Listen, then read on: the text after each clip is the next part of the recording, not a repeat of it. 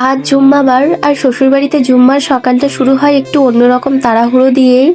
সকাল থেকেই শুরু হয়ে যায় দুপুরে রান্নাবান্নার তোড়জোড়।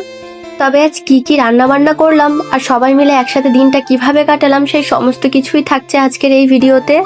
হ্যালো এভরিওয়ান, আবারও আমার একটা নতুন ভিডিওতে আপনাদের সবাইকে ওয়েলকাম। আশা করছি আপনারা যে যেখান থেকে আমার ভিডিও দেখছেন সবাই সুস্থ আছেন, ভালো আছেন, আর আমরাও বেশ ভালো আছি।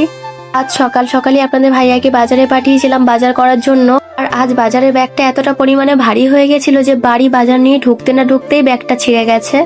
তবে আজ মাছের মধ্যে নিয়ে এসেছিল কিছুটা গলদা চিংড়ি।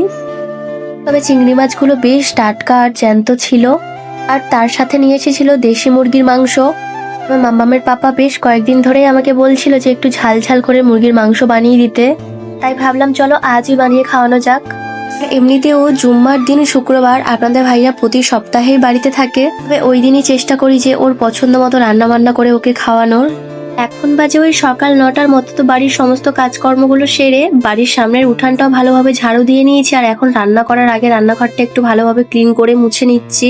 আগের দিনের তুলনায় আজকের গরমটা অনেকটাই কম আছে, কারণ ওই সকাল 6:30টার দিকে আমাদের এইদিকে ঝড় তার সাথে বৃষ্টিও হয়েছে, যার জন্য ওয়েদারটা একটু ঠান্ডা ঠান্ডা আছে, বেশ ভালোই লাগছিল।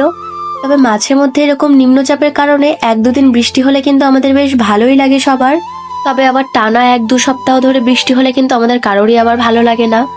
আজকে রান্না বান্নার জন্য সমস্ত রকমের মশলা, আদা রসুন সমস্ত কিছুই আমার শাশুড়ি মায়ে ছাড়িয়ে রেখেছিল। তবে আমি এবার ওই ছাড়ানো আদা রসুনগুলোকেই মিক্সিতে ব্লেন্ড করে নিয়েই রান্না বসাবো। তবে সবসময় যে ব্লেন্ডারে ব্লেন্ড করে সেই মশলাই রান্না বান্না করে আমরা খাই এমনটা নয়। হাতে যখন বেশ অনেকটা বেশি সময় থাকে তখন কিন্তু ওই শিলে বাটা বাটা মশলাই রান্না করে খাওয়া হয়। তবে মাম্মামের টিউশনের দিনগুলোতে হাতে যখন একদমই বেশি সময় থাকে না তখন কিন্তু এই ব্লেন্ডারে ব্লেন্ড করেই চালিয়ে নিতে হয়। আমার বাড়িতে থাকতে হয় তো জুম্মার দিনে বেলা করে ঘুমানো যেত, কিন্তু শ্বশুর বাড়িতে এসে জুম্মাবারের সকালবেলার দায়িত্বগুলো নিজের কাঁধে তুলে নিতে হয়। এই ধরেন আপনাদের ভাইয়ার পাঞ্জাবি টুপি ইস্ত্রি করে রাখা, জায়নামাজটা গুছিয়ে রাখা, আর তার সাথে সাথে পুরো বাড়িটাই পরিষ্কার পরিচ্ছন্ন করা আর সাথে রান্না বান্না করা, এই সমস্ত কিছু নিয়েই শ্বশুর বাড়িতে জুম্মাবারের সকালটা শুরু হয় একটু অন্যরকম তাড়াহুড়ো দিয়েই।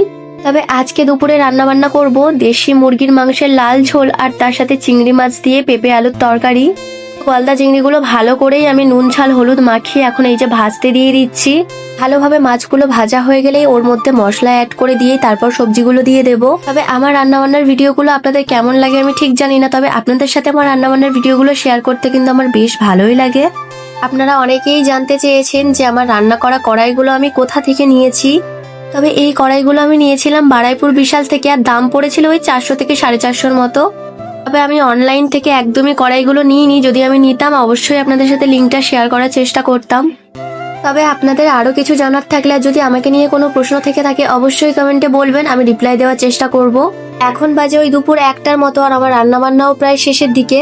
তবে আজকে আমার জুম্মাবারের দিনটা কিন্তু এইভাবে এরকম ব্যস্ততা নিয়েই কেটে গেল। আপনাদের কেমন কাটলো অবশ্যই কমেন্টে জানাবেন।